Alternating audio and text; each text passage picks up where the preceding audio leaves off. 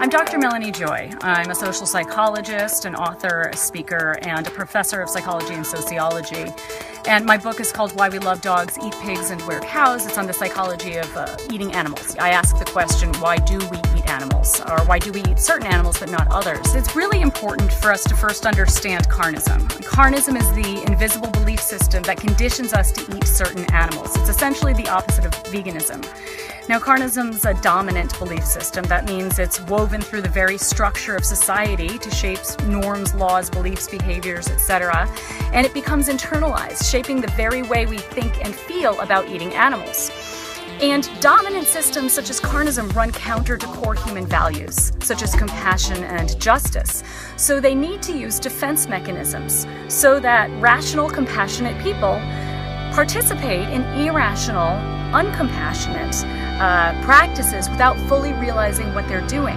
So, for example, vegans are often portrayed as being hypersensitive, overly emotional, right? And if we portray somebody as overly emotional, what we're ultimately suggesting is that they're not rational enough or irrational.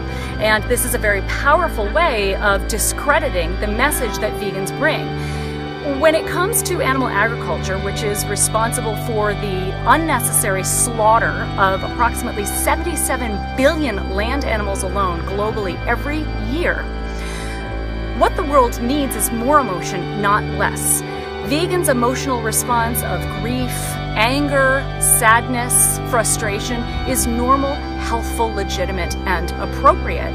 Now, this argument of activists who are challenging oppressive systems as being overly emotional or sentimental is nothing new.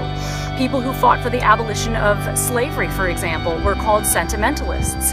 If we believe that somebody's emotions are excessive, we automatically discredit the message they're trying to send. Our sensitivity is our gift.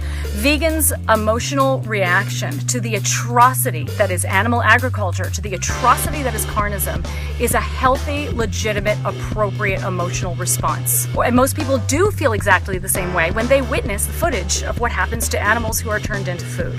So we, as vegans, should own our emotions and not make apologies for feeling the emotions we do.